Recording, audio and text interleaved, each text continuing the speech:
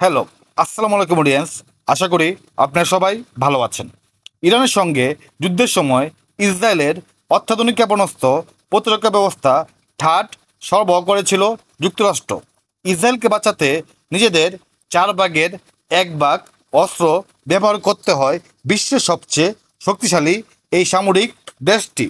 মার্কিন সংবাদ মাধ্যম সিএনএন এর এক প্রতিবেদন থেকে এই তথ্য জানা যায়। ঘটনা বিষয়ে অবগত দুজন মার্কিন কর্মকর্তা সিএনএনকে জানায়, তেহরান থেকে ছোড়া ক্ষেপণাস্ত্র ঠেকাতে অন্তত 100 ঠাট ব্যবহার করতে হয় যুক্তরাষ্ট্রকে।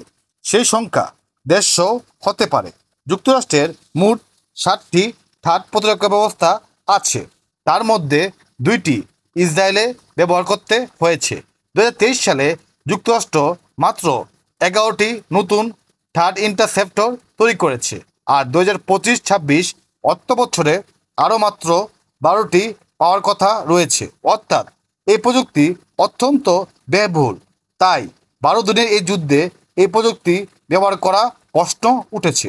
এত অল্প সময়ের মধ্যে এত বিপুল পরিমাণ থার্ড ক্ষেপণাস্ত্র প্রতিরক্ষা ব্যবস্থা দুর্বল হয়ে পড়তে পারে বলে আশঙ্কা করা হচ্ছে।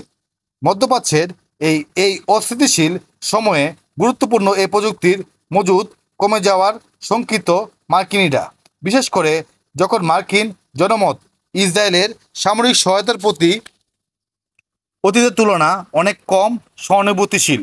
সাবেক প্রতিরক্ষা কর্মকর্তা এবং ক্ষেপণাস্ত্র বিশ্লেষকরা সিএনএনকে জানিয়েছেন, এই দ্রুত সহিংসতা নিয়ে তারা উদ্বিগ্ন, কারণ এটি যুক্তরাষ্ট্রের বৈশ্বিক নিরাপত্তা প্রস্তুতি ও দ্রুত মজুদ পুনর্গঠনের সক্ষমতা সম্পর্কে প্রশ্ন তুলেছে।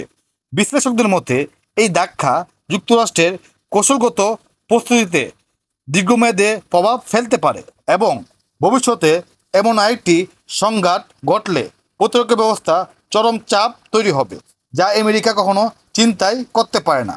বর্তমান বিশ্বে আমেরিকার প্রভাব কমে যাচ্ছে, তা কিছুটা ইঙ্গিত ভালোভাবেই পাওয়া যাচ্ছে।